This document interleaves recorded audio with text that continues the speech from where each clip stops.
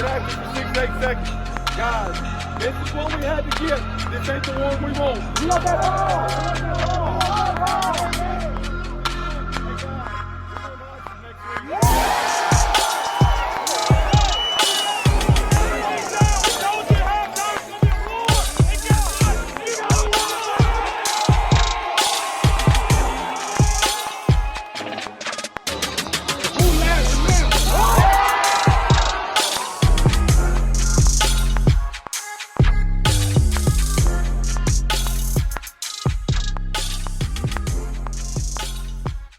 Hello, everyone. Welcome to another episode of the Laurel Leader Call Sports Show. I'm your host, Jack Fairchilds, joined alongside Kevan Lindsey and our good friend and yours, Josh Guru Nick. Josh, we're just starting. We don't have time for a timeout. Oh, I'm excited. I was just clapping, Jack. Here we go again. PTSD. Yeah, poor Kevin. He's an Auburn fan, so that one probably stings a little bit there. Are you doing okay? Because it's been a couple of weeks in a row where your War Eagle Tigers, whatever the heck they are, they're having a tough time with the officiating this year. Yeah, apparently that's what we get for hiring Hugh Freeze, because the SEC officials have it out for us.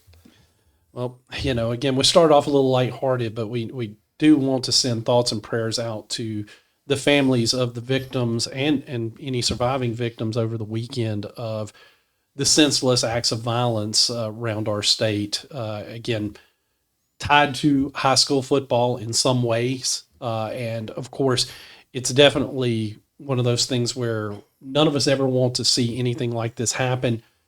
Kevin actually was on the crime scene there in Heidelberg, right down the road from us. He's been doing the story on it. So Kevin, what's the latest that you know on this particular story? Yeah, it seems like as soon as I finish up a story, another update comes in, and that's kind of the way it's been since Saturday morning, really. We're up to 6 suspects, 5 adults, and 1 minor have been arrested in connection to the Heidelberg shooting. As both of y'all know, and I've been telling other people, Friday night we deliver papers after we cover the games, and I was in Moss whenever started hearing that there was a shooting. Kind of redirected my route so I could get to Heidelberg quicker. And whenever I got there, just tons of police, probably the most police that I've seen around this area in a long, long time. I just kind of gathered my thoughts. I think the last time I saw that many police was when the shooting occurred over here in Laurel, where an officer was shot. But just a lot of victims still there, a lot of people, I should say, people still there hanging around to see if they could find anything, but yeah, it's just been day after day. It seems like new updates have taken place.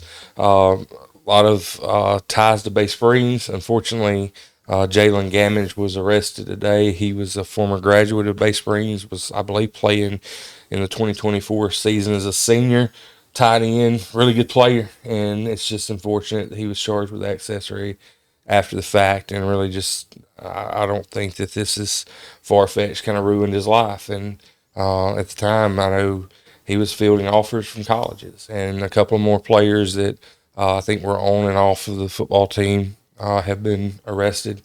But just unfortunate. Obviously, the victims, like you said, want to pray for them, and that total moved up to 3.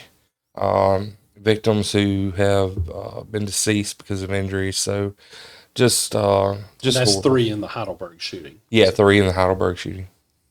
It's tragic for sure, and of course it's already sparked a lot of discussion, different things. One of the biggest things that's come out is Bay Springs at Heidelberg this Friday night has been canceled. You can talk about whether or not you think that's the right decision, the wrong decision. Personally, I would have loved to seen them figure out a way to play the games, even if they had to go back to the COVID era. Nobody in the stadium except for the teams and the officials. But again, it's hard, really, when something like this happens, and you can see connections to communities, and the very next weekend they're supposed to play each other. it's hard for me to be too critical of that decision, even though I would have preferred them to play.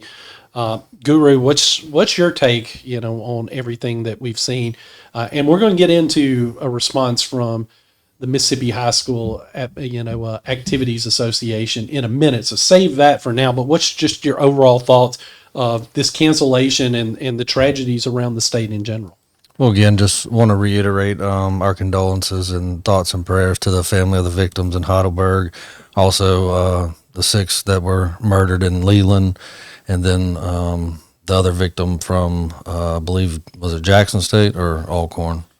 I know there were shootings at Jackson State. There was one at one of those schools. So in all, over the weekend, between late Friday night and into Saturday, it was total right now of 10 total victims. And also, like you said, Kevin, to all the families that were involved, whether they had family members injured or what, because, reading one of the stories from the Delta in Wednesday's paper, it was a lady who got grazed by a bullet, and just, even if you didn't get hit, just seeing all that.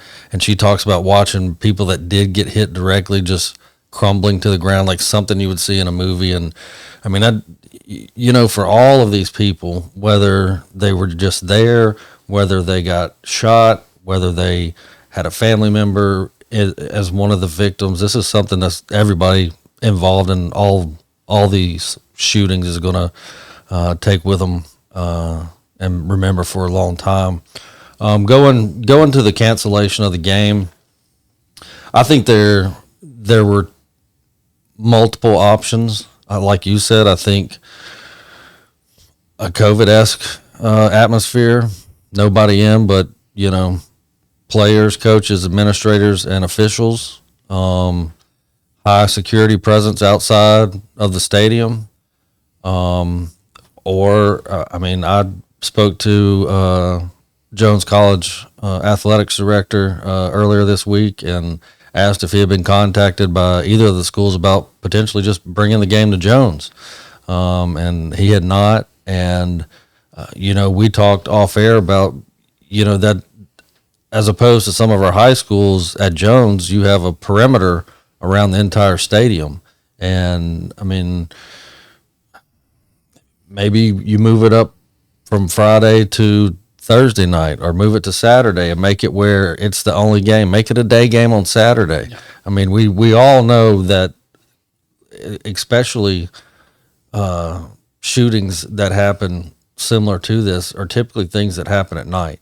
And a Saturday 11 o'clock kickoff at Jones, you could have police from Bay Springs, from Heidelberg, from Laurel, the Jones County Sheriff's Department. You could JC's own on campus security, the private security sectors that the schools here in Jones County use. We talking about you could have 3 dozen, security personnel at that game, and maybe only sell a few hundred tickets to each side. And it's just tragic all the way around. I hate it most for the players and the coaches who have worked all season, all summer, all spring, and this is a huge rivalry. And for it not to get played, it really just sucks for them, because none of them had anything to do with it. No, nothing that occurred in Heidelberg with that shooting had anything to do with anybody associated with either school. And that just, I can't say I'm against it. I understand it. I do get it. Because at the end of the day, safety is the number one factor. We key into everything and sports in general. From the players on the field, all the rule changes over the last 10 years, from the pros all the way down to youth and peewee. And then especially, just the innocent bystanding fans. And it is what it is. It's a rivalry that will be broken for at least this year. And it's something that Kevin brought up Tuesday afternoon in the office while we were talking is how many other teams that are on Heidelberg's schedule are going to want to play, especially when they come to Heidelberg. And to me, I wish this could get spread because there's a misconception about it. It wasn't people from Heidelberg that were involved with the shootings and these that have been picked up for accessory after the fact. All these people are from Bay Springs. So if you have a game at Heidelberg, just because there was this incident doesn't mean that it's going to happen again, because it wasn't Heidelberg people that were involved, other than, being there for homecoming event, celebrating how they have done for decades now. It's been a big blue and gold homecoming event, and it's just a tragic situation. Kevin, what's your thoughts on the cancelization of the game? I don't want to just repeat everything that Guru said, because he had some great points. Yeah. I spoke with a few coaches Saturday. Obviously, I want to say this too. I spoke with Coach Carter Friday night about 1:30 in the morning, just shooting a text over him because there was so much unknown. I don't want to get into frustrations, but there was some frustration, y'all know, from me, that of the lack of information, and it was not from the Jasper County Sheriff's Department, and I wouldn't even say it was the Heidelberg Police Department, because they have just to make sure, they have a very small staff at the Heidelberg Police Department. I think I think Sandersville, those little bitty communities like that, and they're obviously overwhelmed because there was a lot of stuff happening. Yeah. But with that said, I spoke with Coach Carter and just was like, hey, man, I'm praying for you guys. I hope none of your students were hurt, because that was the rumor that was going around, that it was during the game. Right. Yeah, that's what we thought when we first heard it. Yeah, and he was like, we're safe, we're good. Shot a text to someone that I knew that knew Mize's people Saturday morning, and he had spoken with Mize's Coach Maddox over there, and they were good. They had actually left the game. So from what I'm gathering, this happened about 20 minutes after the game was over with, and kind of everybody was dispersing, students and all that were dispersing on the field, and coaches and all that. But yeah, I've been thinking about this, and like you said, Bay Springs and Heidelberg is a big rivalry, and it wasn't necessarily Heidelberg people. I think that I'm going to speak from what I've heard. In my opinion, this is not, the gospel according to the Jasper County Sheriff's Department. What I understand, it was gang activity. And you have two gangs, one from Bay Springs and one from Heidelberg, and something apparently happened, and people reacted, and obviously we have what we have, right? Mm-hmm. That's, again, what I've heard from pretty good sources that I trust. But this is something that didn't just start. I remember 6 years ago, and I had a conversation with someone. 6 years ago, I was covering this game as a photographer because I was working in Hattiesburg as sports editor, and it was on a Thursday night, so I came over here and worked the Heidelberg versus Bay Springs game. And the young man that was doing stats and kind of putting the story together for the newspaper there, he come up to me and he said, hey, you need to get out of here as soon as this game, as soon as you can, you need to get out of here. Because there was gang activity 6 years ago. And I specifically remember Bay Springs, as soon as the game went final, they brought the bus right beside the touchdown area, the end zone, and they put their kids on there, and they had them literally lay down almost in the school bus to get out of there, because there was rumors that somebody was going to shoot up the school and all this stuff. This is not new. What I would say is, if you know something is going to happen, because this, from what I'm gathering, this wasn't just a spur of the moment thing. Right. Yeah. If you know something's going to happen, speak up, because 3 people ended up getting killed, and 6 people have been arrested. 5 being adults and 1 being a minor. this wasn't just 2 minutes before somebody decided to do this. You'll never make me believe that. And as far as the game goes, I think that this cancellation, which is what I'm understanding, it's still kind of murky. But from what I'm understanding, this is a forfeit essentially for Bay Springs, although it will not, and we can kind of get into that later, but it's really not going to affect Bay Springs. It's really not going to affect Heidelberg because of the way the region is shaking out. Looks like Bay Springs will potentially be a 3 seed. Heidelberg could be a 1 seed, depending on the Clarkdale game. So it's really not going to affect much. It's still a shame, though, that a rivalry like this got canceled. Yeah. I'm with you. I think that you could have had it at Jones College if you really wanted to play it, make it a day game, have security there, like you said, have tons of security there. Maybe just invite family members like mom and dad and media personnel, and that's it. But I just say this is a wider, broader issue. This stuff has got to stop. Amen. It's got to. I'm sick of it coming out days later that so-and-so knew, and this gang Billy bad butt stuff has got to stop. These kids have ruined their lives. You got an 18-year-old sitting on 2 counts of capital murder. You've got a kid who literally just graduated in Jalen Gamage, who's got charged with accessory after the fact. If he's convicted and found guilty, he's going to spend years in prison. This is a kid who had offers from like Delta State and other places who could have went and made something for himself, and he gets involved in nonsense. So this stuff needs to be. If you know something, you need to speak up, because we're losing people because of stupid, senseless stuff. Well said. Again, one of the other things that we've seen after this tragedy, of course, you see other schools implementing different policies. Clear bag policies, I think, are across the board. I thought clear bag policies were already across the board anyway, but you're seeing announcements of it. Maybe they were and they just weren't being as enforced. Maybe this is new. I'm not 100% sure on that. But there was also one, and Guru has a really good column that came out in the Wednesday paper on this particular subject after the Mississippi High School Activities Association decided to get involved with a statement that really, it's a video statement, so you can go watch it yourself, but it came across extremely, extremely tone deaf.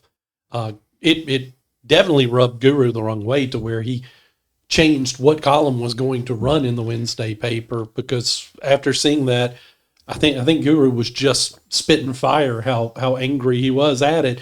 Guru, kind of tell everyone, what you saw and what sparked your column and why you feel that way. Well, people that have read what I've written over the last decade in regards to the MHSAA know that I have strong negative feelings towards them, because I feel generally like everything that they're concerned with is all about money.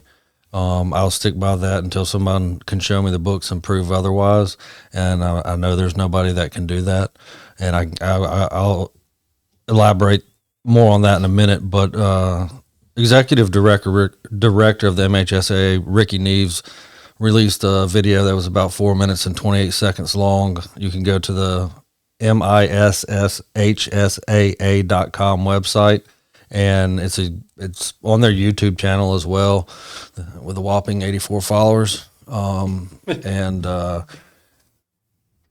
when one of you guys made me aware of this, I immediately pulled up the video and I started watching, and everything I heard just made me feel like everything I had previously written in regards to them just made me more correct.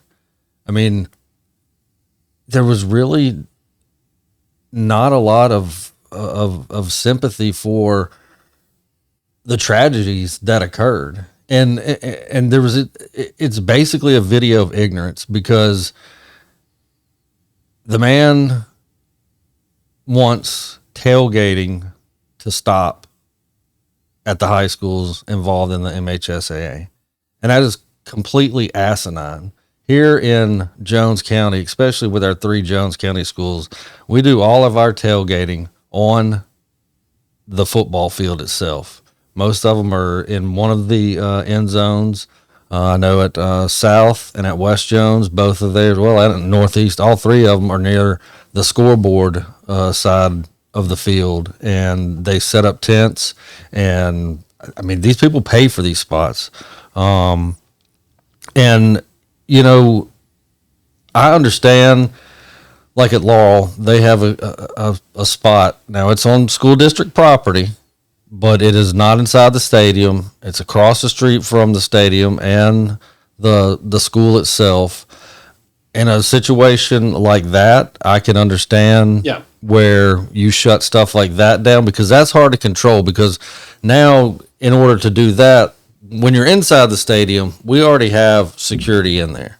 And when it's outside the stadium in that situation, the only way you're going to be able to kind of corral what goes on is now you have to provide more security to be outside, to be out there. And I would say outside stadium tailgating, I mean, if that would have been the sentiment, I would have probably been fine with that, and I probably would never have written the column, except for then I continued to listen.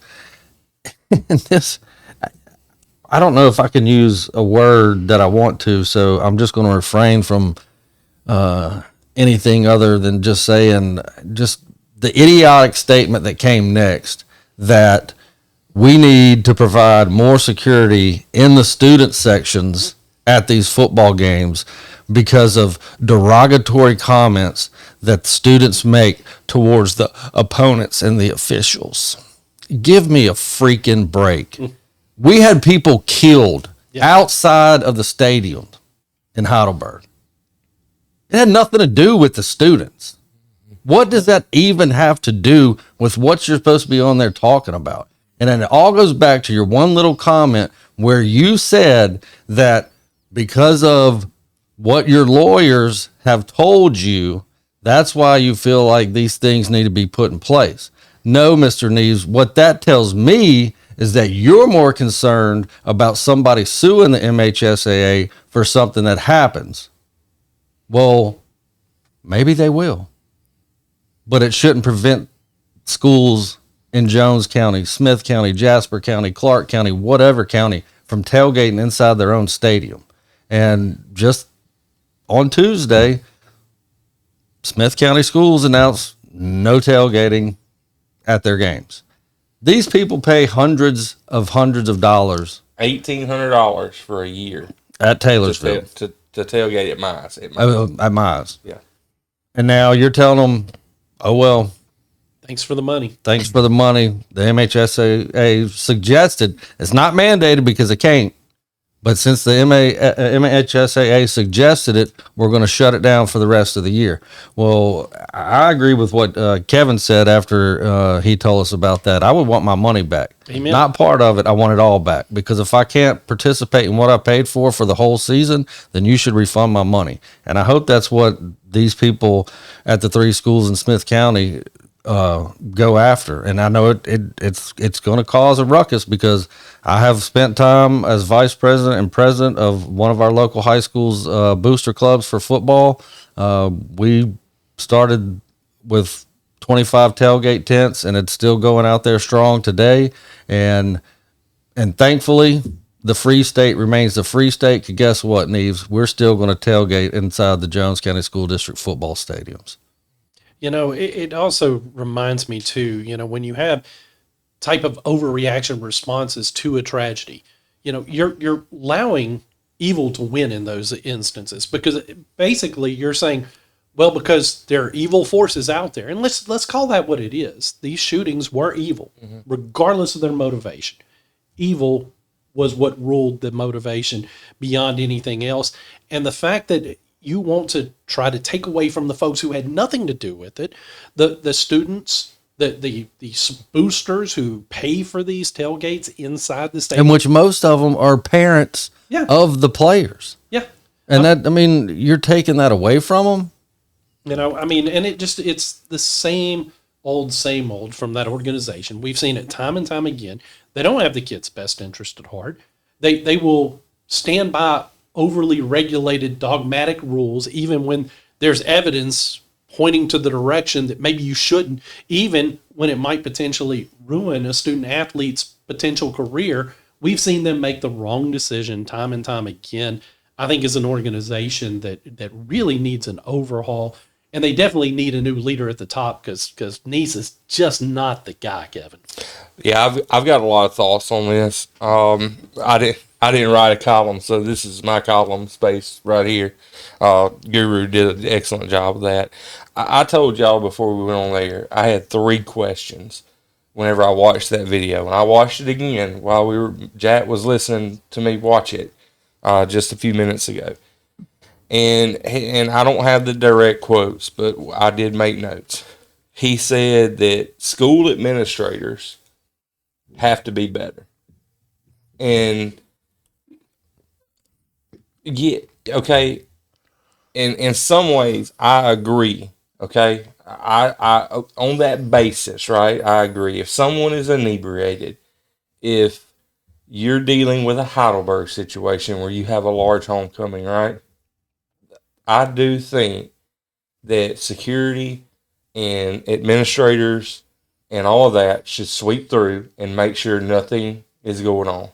I've been to Heidelberg homecomings. Look, there's certain things you can smell. There's certain things that are getting drank, right? Yes. And we will, but let me clarify that with it's not just Heidelberg because there's other places that we've been to, and it's exactly the same. That's sweeping, right? Right. Okay. So that's a sweeping thing. I just use the Heidelberg situation because I know that it's a small fresh. Yeah, it's fresh, right? But I do think that should be something, especially if you're not going to have it inside where you have like ProTech and stuff like that. That's there all the time. But they're saying he gnawed his sincere apology off of, well, we talked to our lawyers. Yeah. That was like a 20-second gap. He said, we want to give our sincere apology. And it may be sincere, but it was so tone deaf to say 20 seconds later, we talked to our attorneys and we're recommending you not do tailgating. That just came off so tone deaf. And then you put it on the administrators. And look, my girlfriend is a teacher at Bay Springs High School. Mm-hmm. Okay. She has to volunteer like a lot of teachers around every school do. We all know this happens at Jones County. She's not a security official. My girlfriend, I don't expect her to go up to a 6'4", 260-pound man and say, you can't have that. Yeah. Okay. I get it. Go get security or whatever, right? But don't put that pressure on them. They're volunteering and taking tickets. Okay. Yeah. If you're that worried about it, then you send somebody down and you pay them off the payroll, off the MHSAA payroll, which is what I'm alluding to should be done anyway, since you're going up and charging more for tickets and all this crap. Like, put your money where your mouth is, right? But then, like you said, this is what just ticked me off, is he blames the freaking student section. Yeah. I've been to games for over a decade, and you will see student sections and bands kind of jaw back and forth in good fun, but I ain't never seen 2 student sections tie up. I've never seen where student sections have to have security walking in the middle of them. I haven't either. Any of these shootings, these 3 shootings did not happen because of a student section. Or students of Read the Laurel Leader Call report and see what happened, or the Columbus Dispatch or anybody else that's reported on this. It didn't start with a student section. That's just stupid. Why would, and then, again, it goes back, we talked to our attorney. It's the same, I think this goes back to a totally different issue that I wanted to bring up today, of where a friend of mine who shoots for a sports media outlet was denied entry into, I believe it was Gulfport, if I'm not mistaken, or Biloxi, one of the two, because the MHSAA and the school district would be held liable if he got ran into.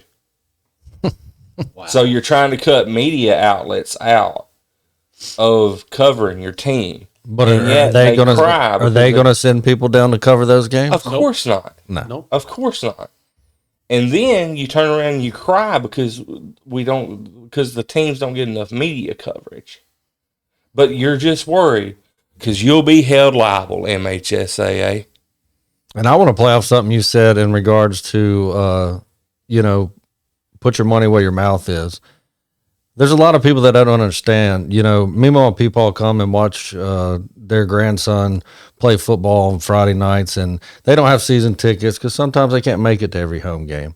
But yet when they do, they fork out the $8 or $10 for those regular season games. Well, Junior and his bunch, they made the playoffs, and it's a home game, and Mimo and people, they're good to go, so they come to the home game, and guess what? How much is that ticket now, Kevin? $12. Or $14. $15. up to 15. You know why? Because the MHSAA takes 30% of the gate at all playoff games. It doesn't matter what sport. So do the math. Think about it. Let's touch on this because, I'll open up this can of worms. We were discussing doing live video this year. Yeah. I want y'all to know, I want everyone to know, the fees to do live radio or actual TV feed broadcast is insane. It is insane. I commend the Wayne County News over there for doing broadcasts. Thankfully, they have some good ad people who support, but it's unreal. The cost. It's ridiculous. We're talking hundreds and hundreds and hundreds of dollars to do one game. And the schools aren't seeing the benefit of No, it. It's they're going seeing nothing. straight to the state organization. Yeah. And they're doing nothing. They don't give you anything.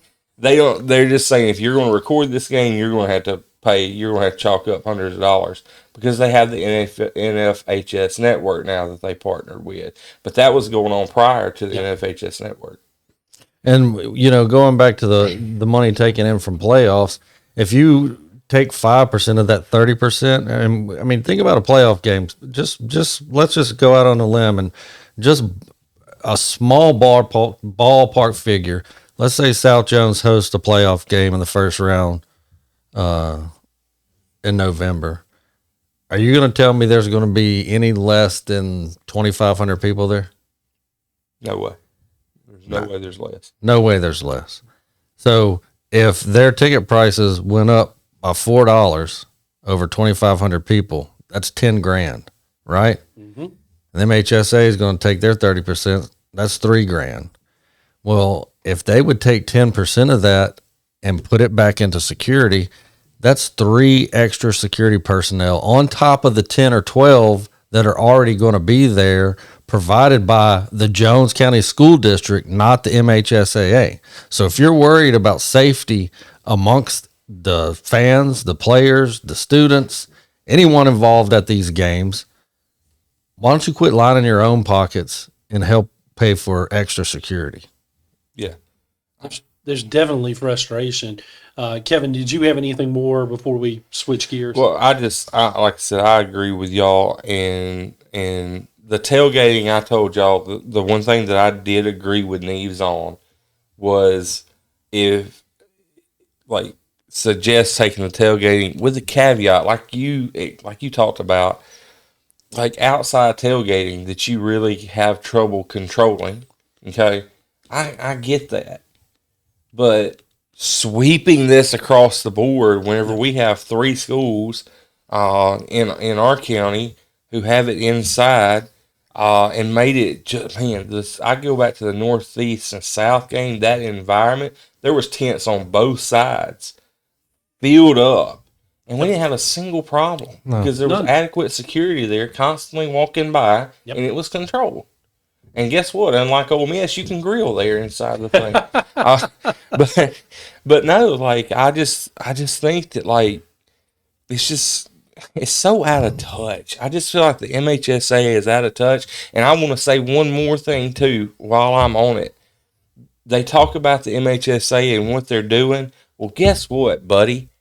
freaking 7 years ago when we were in Starkville and the photographers were put into a freaking hamper closet to edit their photos.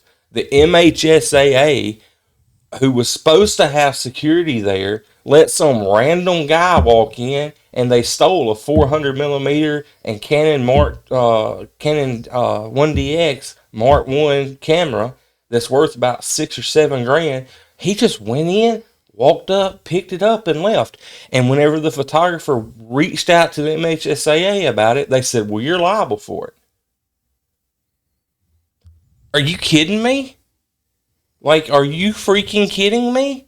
You put us in the room and supposedly had security there, but no, you didn't. You didn't have security there. And somebody walked in and got the equipment and, well, you're liable for that. What? You should have a reasonable expectation that if they tell you this is the designated spot to leave your stuff, as a member of the media, you should have the expectation that your stuff's going to be safe there. Again, that's Kevin. I wish that story surprised me. I guarantee you it doesn't surprise Guru either. But this is why there is so much frustration with that organization, because time and time again, we see the failure of them to actually do stuff productive. They're more reactionary, and that's all that thing was. It's a reactionary. And you never, in my personal experience, and I think you guys can agree with this or not, if you're just always a reaction without plans ahead of time, it's always going to probably be very short-sighted. Absolutely.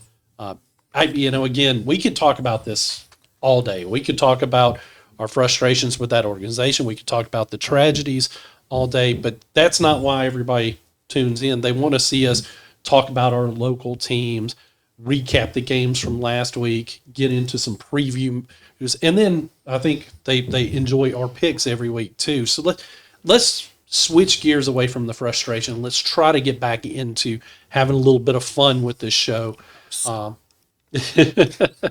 And we'll start off with the recaps. Now these might be a little bit quicker than the normal show because we did feel like we needed to take that much more time with everything else that was going on. I mean, you can't just gloss over the tragedies, obviously. But we'll try to be a little bit quicker on these. West Jones, they took care of business at George County last weekend.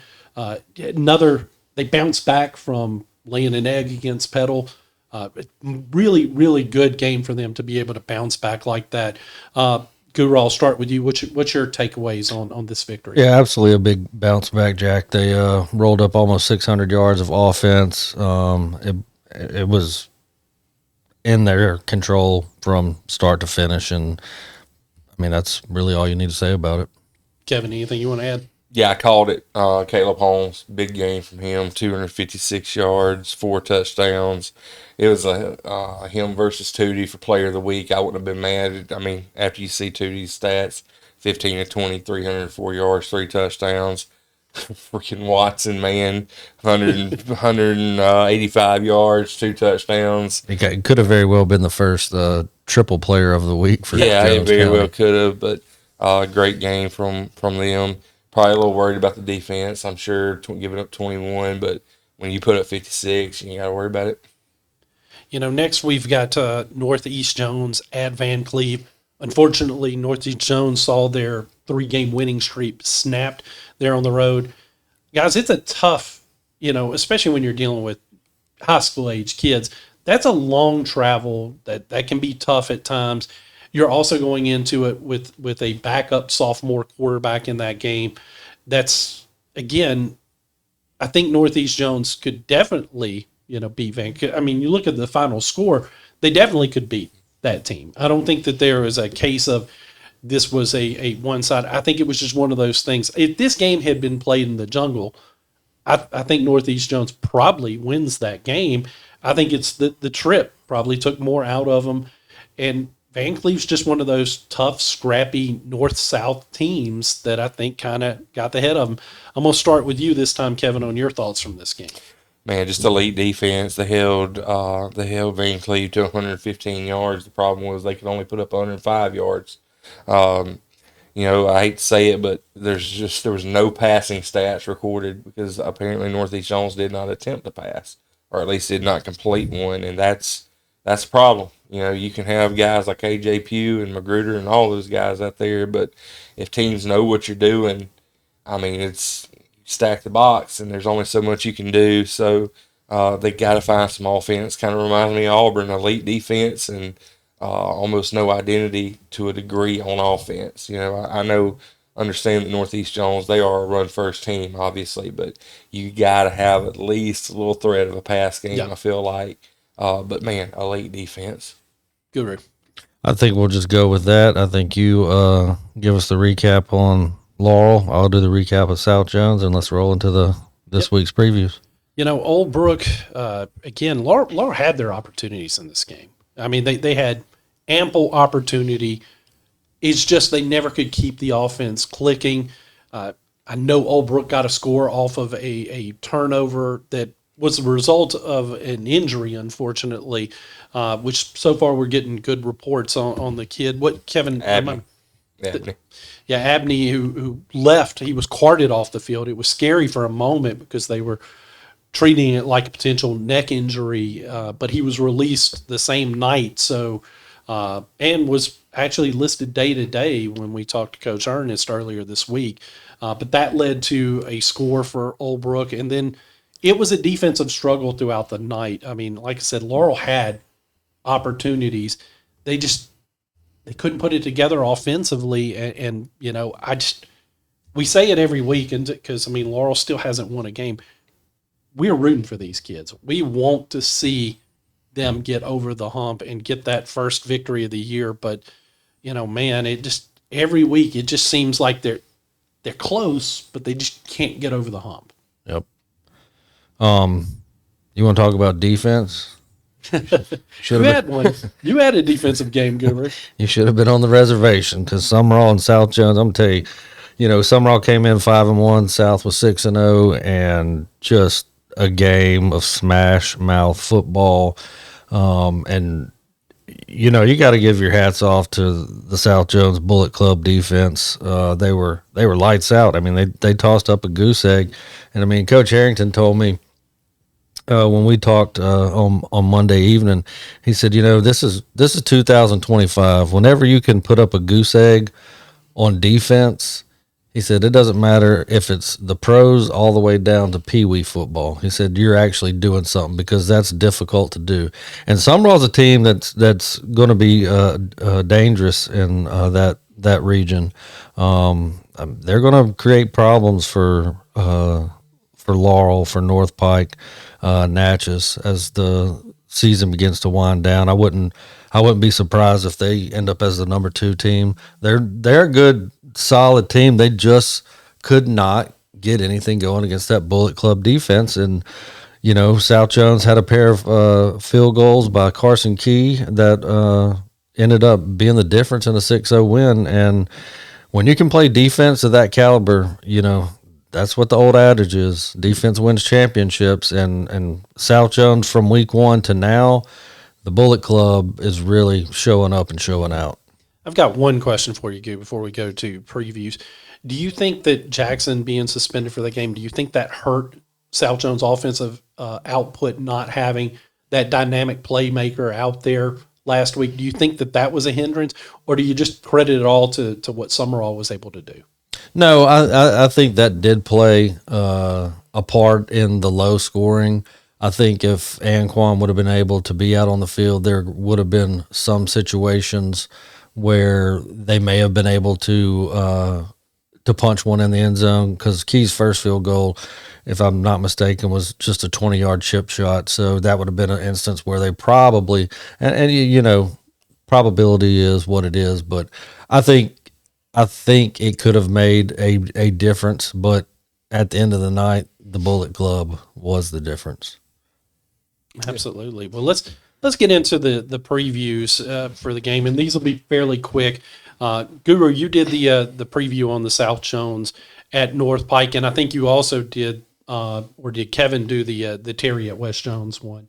I think you did both of those. So we'll We'll start with Sal Jones at North Pike. Guru, what do you expect out of this game? Like you said, when you talked about Northeast Jones and Van Cleve, that, going out on the road, there has to be some type of concern, and it's a hour 40-minute trip down the Summit. They do get to play on the football field at Southwest Community College. I think that they're going to travel well. It seems like the longer the season goes and the more wins that South Jones keeps piling up, the more people that are coming out and showing up and traveling to these road games. North Pike is winless on the year, and it'll end up being a dogfight because Coach Harrington did say he said, I don't know how they haven't won a game this year. He said they've got dudes. He said they got a couple of good running backs. They got a good defensive front and some really good corners. So I think might throw the records out the window on this one. And you go down and look at Terry and West Jones. I mean, Terry comes in undefeated, 6-0. Coach Corey Reynolds from West Jones had a lot to say positively about Terry's head coach and what he's been able to do in his, I think this is like his 6th year there. He even noted that when Coach Reynolds himself was an assistant at Petal in his last year in 22, how they lost to Terry 13-7. And then the next year, when he led West Jones to an undefeated state championship season, they only beat Terry 2-0. Mm-hmm. Now, this is going to be a test for Terry to have to make that trip down to So-So and be in a hostile environment. And,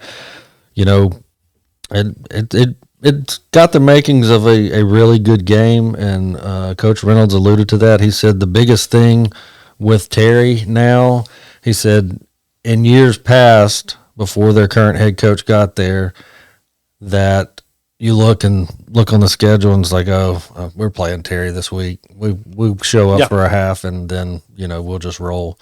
And he said, but now the Terry Bulldogs come in, and when they come to play you or you come to play them, they step on the field not looking to lose. They're coming out there because they're coming out there to beat you. And when you get that mentality into your players that they can play with and beat anybody, that's going to make for a tough opponent come Friday night for the Mustangs and So-So. Absolutely. And, of course, in the games I did a preview on, we've got Natchez at Laurel for homecoming. Laurel, of course, still searching for that first win. Natchez is coming into the game 3-3 with a couple of blowout wins in a row here where they've looked like world beaters. Of course, it being the homecoming game for Laurel, you hope that means good crowd. You hope that means the boys come out. And I don't think that Laurel struggle because they're not focused.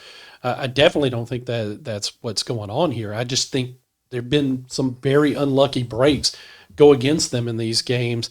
I'm looking forward to it because, again, when we get to our picks, we can talk about what we see a little bit more in that game. But, I think Laurel's going to be ready to play on Friday night for sure. And then, of course, we've got East Central traveling to Northeast Jones and what is our game of the week this week. Northeast Jones, again, they had their 3-game winning streak snapped last week. East Central comes into this game 1-5, but they're another one of those running teams. And it's going to be another unique challenge. We're at that point of the season where you can't just look at the records and say, well, they're going to win because this team's only won one game. You have to understand that once you get into region play like this, every week is a playoff game, essentially. Every week matters, So, again, Northeast Jones has another tough test this week. So I look forward to seeing that game as well. Again, 3 of our county teams at home this week. South Jones going on the road. It's going to be interesting to keep up with, and we look forward to being out there. Kevin, before we move into picks, is there anything you want to add on any of these games? Yeah, I just, I think Natchez and Laurel could be a really close game again. It's just going to be interesting to see what happens there. South and North Pike, I think it's finding offense for South Jones, and Jackson obviously not being out there is it's hurting them. I was at the first half of our game with Old Brook and Laurel, and then I went over to Summerall and South Jones and got to see the Braves since week 1. And man, it was just a fun environment. Man, I told Guru, just super fun environment at South. So yeah, good crop of games. Now we can, we'll kind of talk about the big 3 games when we get to picking them instead of doing our normal going into that. We're just trying to speed up time a little bit because of the early discussion. Our first college game that we're picking is Utah at BYU. BYU, of course, features our new favorite quarterback here at the Leader Call. Guru, what's his name again? I know he's 47. Bear. How can you root against a quarterback that wears 47 and his name Bear? And as a freshman. Utah's a tough team. This is a rivalry game. It's a tough one to pick, but I'm going with the home team. Give me BYU. Yeah, give me BYU, and I can root against the quarterback. I know he's a freshman, but 47 should not be available for a quarterback. It's very confusing when it's late at night and you're going through stuff. You were tipped off about it before you turned on that game. Still very confusing, Jack. Well, these two teams first met in 1896. This is the 103rd meeting overall. It's known officially as the Holy War because you have a Mormon-based school and then a state-supported school in the University of Utah. This is outside of SEC and maybe some Big 10, Big 12 games. Well, nowadays, this is a Big 12 game. But this has always been one of my favorite rivalries outside of the South. And I'm going to go against you. I'm going to stick with the red of my pen, and I'm going to go with the Utes of Utah to get the upset victory in Provo. It's a good pick. I don't think both of these teams are good, so we'll see how it plays out. Next, we've got another rivalry game, USC at Notre Dame. Notre Dame, yes, they've lost 2 games, but by a combined 4 points. And it looks like their defense is starting to improve. But USC is coming off of a huge victory over Michigan last week. So this should be another hard-fought contest between these two rivals. It's at Notre Dame. I'm a Notre Dame fan, but that's not why I'm picking them. I just lean towards when it comes to 2 teams that are kind of even. I think Notre Dame has a very explosive offense, and I think that their defense feels like it's turning a corner, although this will be a test of that defense this week. I think the home crowd gives them the edge, so give me the Irish. Don't like either one of them. I grew up rooting for Texas and Texas USC rivalry. Give me Notre Dame, though. I'll go for the Catholics. Do you guys know what this game is played for? What trophy it is? The George Shillelagh. Golden Shillelagh. Yes, it is. I am not sold on USC yet, despite that win over Michigan. I still think Michigan was kind of an overranked team. I think Notre Dame has been able to bounce back well after 2 early season defeats. USC's coming to South Bend. It might be close, but I'm going to make it as a clean sweep and go Irish. Next, we've got a game close to Guru's heart, if you hadn't noticed from his hat. We've got LSU traveling to Vanderbilt. Vanderbilt, again, they laid an egg against Alabama. It looked good for a little while, but is that a sign that old Vandy's back, or is Vandy going to protect home turf here against, and quite frankly, an underachieving LSU squad? I think LSU is going to be focused. I think Vanderbilt's going to be, I think it's going to be a close game, but give me the Tigers. I think they're going to take this one. Nah, give me Vanderbilt. LSU still can't run the ball. They didn't impress me against South Carolina. And that's what's bad is it was at home for LSU. I don't like it being an 11 a.m. kickoff for this one for many reasons, which we don't have time for all that. And to tell you, Kevin, you are an ignorant slut. LSU actually ran for its most yards in the game this season last week against South Carolina. So How many? 35? we were over 135. Quarterback plays iffy. If Garrett Nussmeyer is fully healthy, I mean, he looked good at times against the Gamecocks. And I mean, Vanderbilt could be ranked number 1 in the country. I'm not picking against LSU right now. Well, let's go into our next game. Another rivalry matchup. Here's we've got Tennessee at Alabama. You know, again, the traditional third weekend in October matchup. It's been a one-sided rivalry in recent years. I know Tennessee finally snapped that long losing streak a couple of years ago, but they hadn't shown me yet that they can win at Alabama. Give me the Crimson Tide in this one. Why do y'all believe in DeBoer? I don't. I just don't believe in Tennessee. Don't put a y'all in there. This is, I mean, I know everybody's back on the Alabama train because they barely beat Missouri. They beat Vanderbilt. barely beat Vanderbilt. Still lost to Florida State. They still lost to Florida State. Now we're all on Ty Simpson should win the Heisman. This is the reality check. Tennessee is walking into Bryant-Denny, and they are going to win this game. I like it. That is a good pick. You know, this is, and especially since Coach Saban's left, this has become a game that they can go either way. And unless he wins the SEC and takes Bama to the playoffs, which I don't see happening. Haven't been sold on DeBoer since the day he was hired. Still not sold on him. Tennessee goes into Bryant-Denny, just like Kevin said, kicks a field goal in the game's final play and topples the Tide. There you go. Hey, we'll see. Hey, if Tennessee wins, y'all can thank me for being the lone Bama pick this week. So, now we get into our state schools. Southern Miss this week travels to Louisiana Lafayette. Southern Miss has looked good since their one trip up. Well, I mean, yes, they lost to State, but I think we can all agree that game was more about depth. The Louisiana Tech game was kind of a fluke. An anomaly. But they've proven now that they can win on the road with their victory last week. Louisiana Lafayette's not a bad team, but I think Southern Miss is a little better. I think they have an offense. That defense can rise to the occasion at times. I don't think it's stellar at this point, but I think Southern Miss will have enough to be able to take this one. So give me the Golden Eagles. SMTHTTT. Southern Miss, Thundering Herd to the top. Golden Herd. Golden Herd, Thundering Eagles. Yeah. It doesn't matter. I agree. Southern Miss. Next, we've got a game that's interesting. There's some intrigue around this game, Mississippi State at Florida. And all the intrigue is because of the drama around the Gators. You know, Mississippi State, of course, is coming into this game. The Swamp's usually a tough place to play.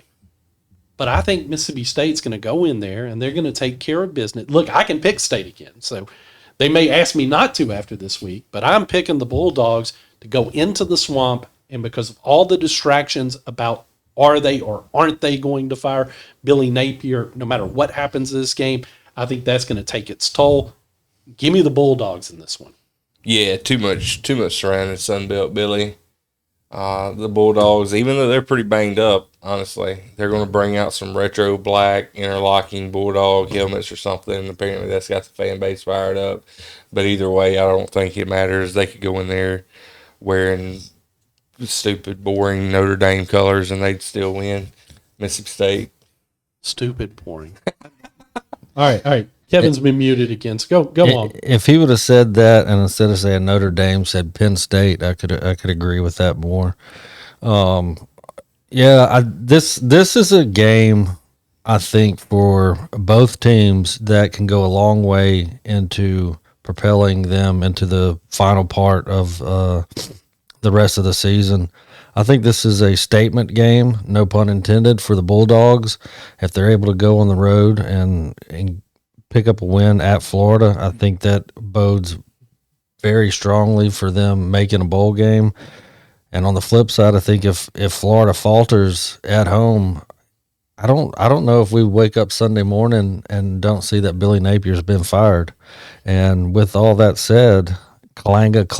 Give me the dogs on the road, baby.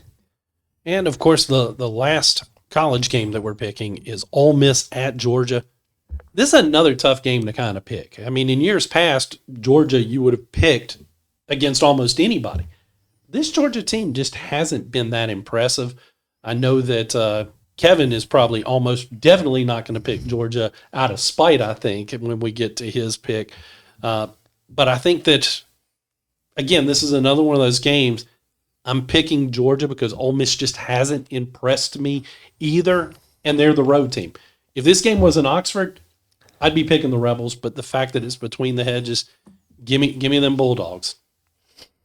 Well, as long as officials know what a touchdown is and know what a timeout is and is not and understand the difference between clapping and a timeout. This is clapping, right, Kevin? Yeah, that's apparently sign language.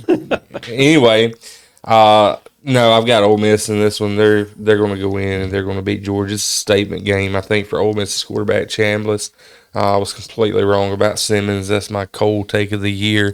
Chambliss is going to come out and he's going to prove why he is the guy. Ole Miss wins. Yeah, Chambliss, I mean, you're talking about a guy that was second string in Division II last year. Then now he's arguably one of the top 2 or 3 quarterbacks in the SEC right now. And, I mean, he's can do it all. He makes the big throws.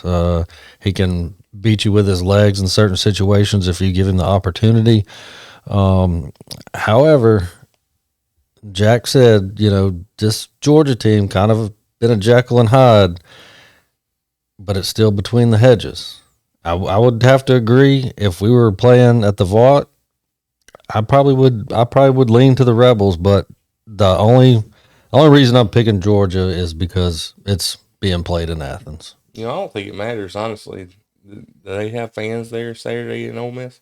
No, they didn't, and that's well. Look, I was going to go somewhere different with wild card, but let's make that the wild card question this week because I think Kevin laid into it, and I think all of us have a take on Ole Miss student section being empty. They're ranked, no matter what we think where they should be ranked. They're the 4th ranked team in the nation going to that game. They've dropped 1 after the close contest against Washington State, but they were number 4 going to that game. And the students couldn't bother to show up. I mean, to me, that's utterly pathetic. It's beyond frustrating to see that happen. Kevin, give me your take on why can we take an Ole Miss team seriously if their own student section is that empty? Yeah, I think you can still take them seriously. Alabama was winning national championships left and right, and they were having problems with student sessions and even fan attendance. And, I'll tell y'all, I went to a concert last night and sat in bleachers for 2 hours, and that gets a little old pretty quick when you rear end. And my 12-year-old was even talking about it. Yeah, it sucks. Yeah, like students ever sit though. I know. It sucks, but. Man, I'm going to be honest, the way we're living in and the era that we're living in, I can throw it up on my 50-inch TV and get great angles. But you're also not a student. Yeah, still, that's the point. I'm not a student in Oxford because I wouldn't be chasing football players. I'd probably be chasing something else. So, I have to think about that too, man. Like, yeah, I really do. All seriousness, it sucks, and I know Kiffin commented on it, right? He made a comment on it, and Nick Saban's made comments on it, but I just kind of think it's where we're at. And I'll say this before I go to Guru. If Lane Kiffin leaves Ole Miss, they can point to stuff like that. If he ends up leaving Ole Miss, they can point to the fact that they did not show up for and because it's at 11 a.m. I get it, but show up. Your team's number 4 in the country. Show up. Well, they did show up. They just didn't stay. And that was, I think, has been his biggest complaint. Because I know just not only from being there from time to time over the last 6, 7, 8 years, but from watching LSU games as I do religiously, you can watch other parts of the stadium start emptying I mean, if we're playing a team like, I'm just going first for an SEC school, say a 1-8 Kentucky team comes down in mid-November. Student section's still going to be rocking well into the fourth quarter. Yeah. Even against a Western Kentucky, if we're up 37 points, I mean, as the fourth quarter winds down, yeah, they might leave. But, I mean, when your whole almost entire student section in the northeastern end zone is empty to start the second half, I mean, and not only, you say the students, but these are classmates of the players, I mean, man, I wouldn't want to have to go to my anatomy and physiology class on Monday morning and see 6'5", 300-pound defensive lineman that I sit next to be like, hey, did you stay for the whole game or were you one of the ones that left? I didn't even go to the game. But no, I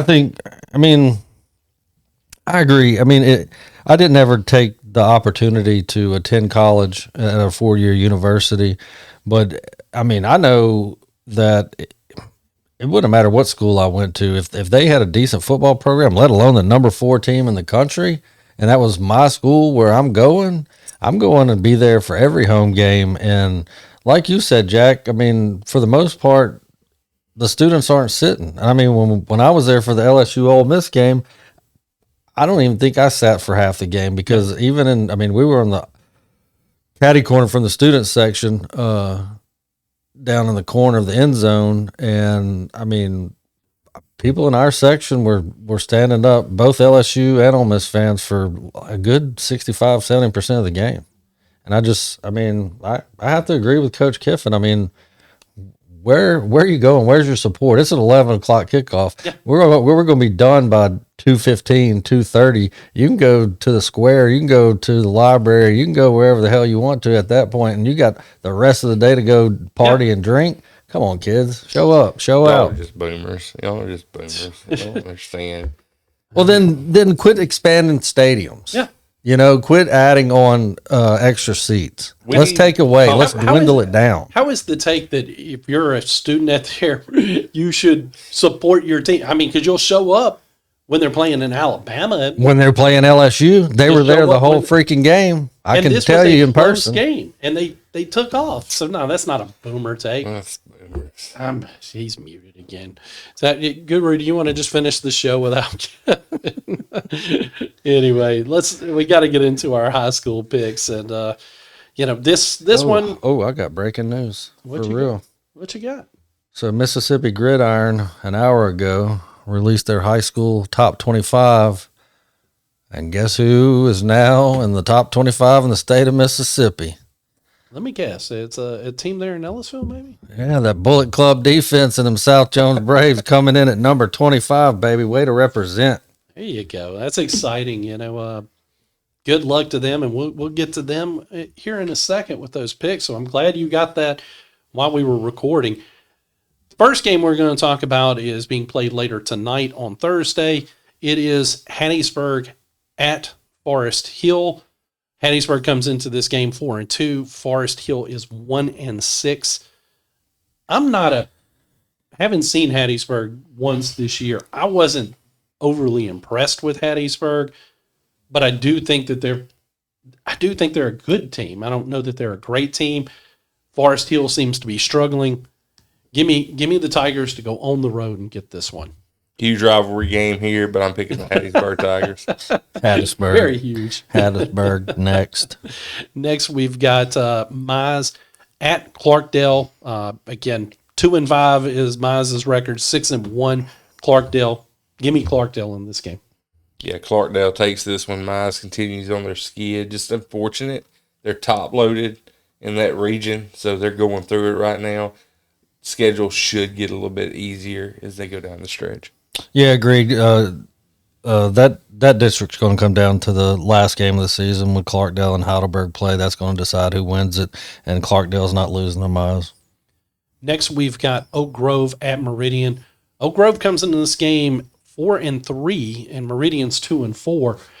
I thought Oak Grove had a better record than that until I did a little bit of research on this game. But we all thought that Oak Grove was going to beat Petal last week. Although when we talked about it, we said it could go either way we lean towards Oak Grove because they were the home team, but Petal took care of business. I think Oak Grove will rebound at Meridian, so give me the Warriors in this one.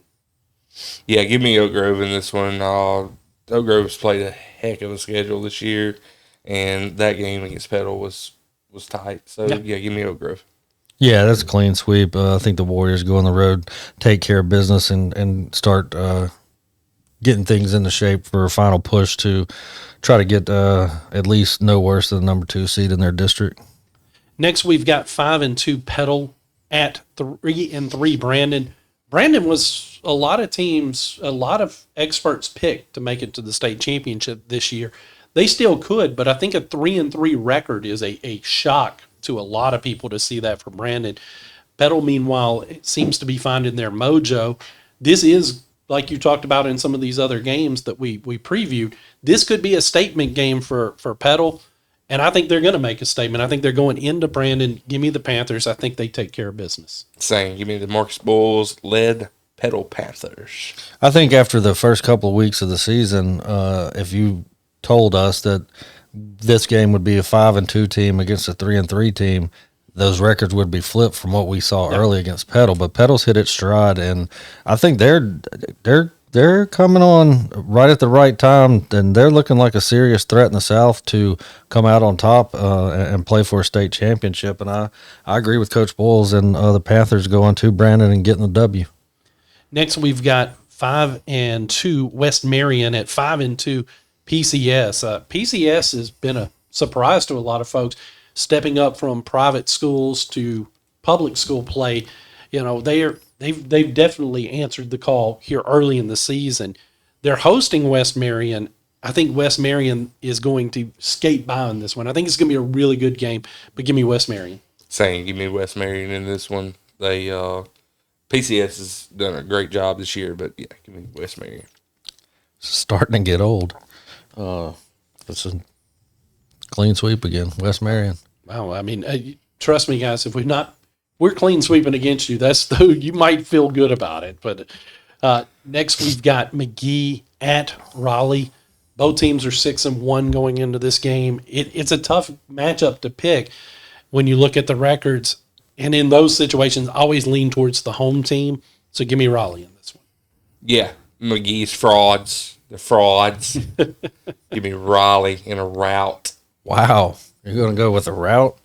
I think McGee's a surprise team in that district, and the only reason I'm making the pick that I am is because of what Jack said, and that's because it is at Raleigh. If this game was up in Simpson County at McGee High School, I would go with the Trojans, but I think the Lions win by less than 10. Next, we've got a 4-3 Richton team at 5-2 Stringer. You know, Stringer's they've been good, but they've had the 2 losses. We've seen a couple of clunkers here or there, but I still think they're a great team, and I think that they'll take care of business at home this weekend. Give me Stringer. Man, we got the Hicks versus Slicks rivalry over here in Jones County. This is the Hicks and the Hicks, baby. This is country boys lining up across from one another. This one could be a fun game because both teams just hit you in the mouth. That's what they do. But you know what? I picked Stringer pretty much, I think, every game this year almost.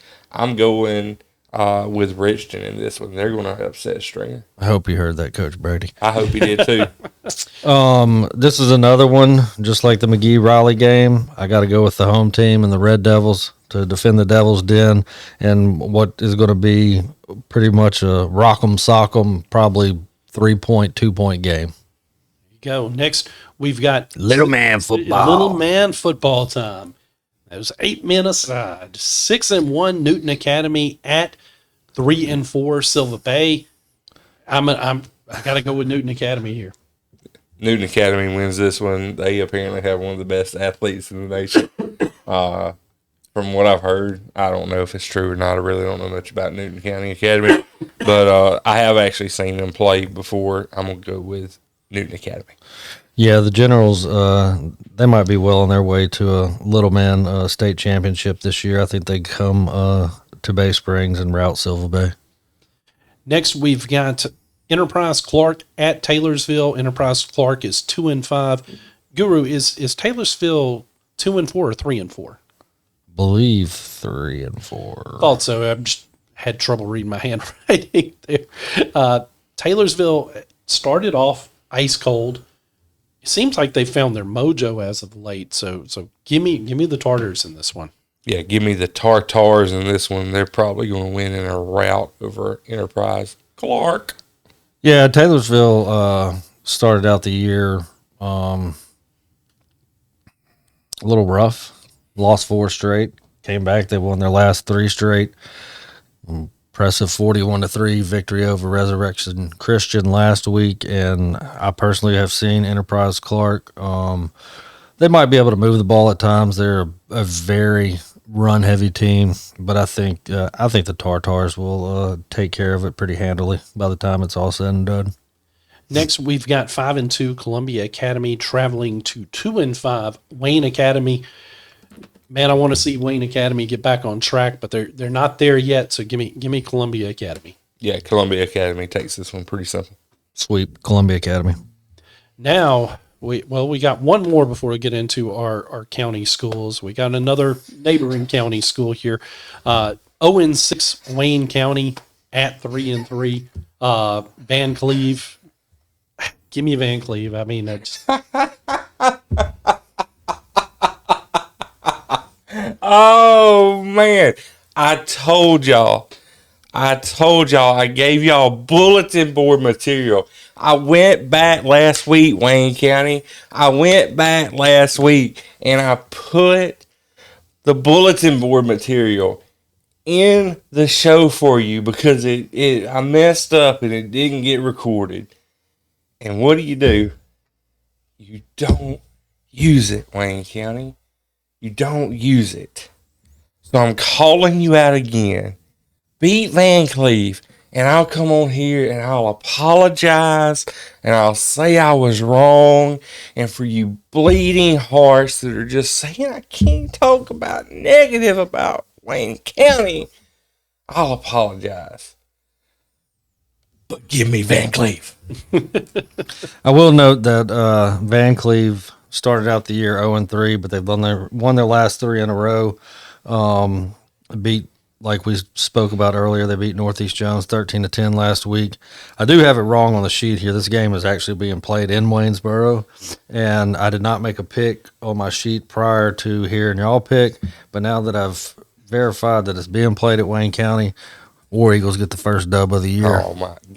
well. I think we should feel good about it because he saved us from the dreaded clean sweep. But I just don't see it yet for him. But we'll see. All love Wayne County. Next, we get into our county schools. South Jones, undefeated at 7-0. Travels Ranked number 25 in the state. 25th ranked team in the state. Thanks for reminding me, Guru. That's still fresh, so we're not used to saying it. They travel to 0-6 North Pike. North Pike's going to have to show me something before I'm going to pick them at 0-6 against 7-0. Give me the Braves. It's time for upset, boys. It's time for upset to happen, but it won't be Friday night. South Jones clears North Pike, no problems. Oh, 3 words. Play the chop. South Jones in a rout. Next, we've got Laurel's homecoming as Natchez travels to town. Natchez 3-3. Laurel is 0-6. Kevin said something about upset in the air. Natchez has come in. They've had a couple of blowout wins, but I think Laurel gets it done this weekend at homecoming. Give me the Tornadoes. I'm going out on a limb, picking an upset here. I don't know if I would call it upset if Laurel wins, but I don't know. This is when I went back and forth on whenever I was making my picks, and I don't want to see Laurel lose. I really don't. But I think we're going a calendar year without a win. I'm picking Natchez in this one. Natchez, like Jack said, comes in 3-3, fresh off a 44-14 win over previously mentioned North Pike last week. Once again, Kevin, you are an ignorant slut. Throw the L's up. Give me the Naders. Oh, goodness. Next, we've got 6-0 Terry traveling to 5-2 West Jones. West Jones lost, of course, the close one at South and then laid a complete egg against Petal, but they bounced back last week. Terry, if you look at their schedule, I don't really see a signature win for them. So if they can win this one, it will be their signature win. But I don't think they're going to get it done. Give me the Mustangs in this one. Yeah, back it up, Terry. Back it up. Because you want to be backing up back to Terry. Wes Jones, the Mustangs win. Caleb Holmes has another plus 150-yard game. Terry comes in. They're more of a run first team. They're not as balanced on offense as Wes Jones. They've rushed 163 times compared to 91 pass attempts. And I agree with Jack. You go down Terry's schedule. While they've limited their opponents to, I think, an average of like 8 points a game, they really haven't played anybody. Now, I know they're going to come out swinging. They're going to hit Wes Jones in the mouth. But I think that three-headed monster of Lindsey, Watson, and Holmes is going to be too much, and Wes Jones will come out on top in this one. And for our game of the week here in the county, we've got 1-5 East Central at 3-3 Northeast Jones. Northeast Jones has had that 3-game winning streak snapped against a tough, hot Van Cleve team. I think East Central might be just what the doctor ordered. We're still waiting to find out whether or not starting quarterback Caden Mazinga is going to be back in this game or if they're going to be still relying on Maxie, the backup there. But I think Northeast Jones, with that defense, I think they'll be able to do enough on offense to get the win. I think it'll be a closer game than most people might indicate, but I think Northeast, I think the Tigers get it done. Yeah, I think Northeast wins this game. The one thing I will say is I think Northeast has to find a way to pass the ball because this game could go the way of East Central. I know their record, but if there's no threat to pass the ball, we could be looking in the fourth quarter and saying, oh, this is way closer than it needs to be, even with an elite defense and all. But with that said, I'm still picking the Tigers. Yeah, East Central, despite their 1-5 record, that's kind of misleading. They have the one win, and then in their 5 losses, 3 of them were there was a 7-point loss in the opener. 2 weeks ago, they dropped to past Christian by 2 points, and last week they fell to a really strong Purvis team, 26-16. So I don't think you can overlook the Hornets coming into this one. But at the end of the day, I think that Northeast Jones defense is good enough to do something similar to what South Jones did against Summerall last week. And if they have to keep it low scoring and just rely on a couple of field goals and that 3-headed rushing attack, then if that's what it takes, that's what it takes. It doesn't matter if they win by 1 or 100. The Tigers will win on Friday night. Absolutely, guys. Well, look, we appreciate everyone tuning in this week. And again, thoughts and prayers to the victims. We pray for a safe Friday this time. We don't want to have to cover anything like we were this weekend. We don't want people in other areas having to deal with it either. So we're praying for a safe Friday night. Let's show the world that we can do it. We've had more safe Friday nights than non-safe Friday nights anyway. So let's just prove again that we can handle it here in Mississippi as a whole. So again, have a safe weekend. I'm your host, Jack Fairchilds, for ignorant slut Kevan Lindsey and Josh Guru Nichols. We'll see you again next week.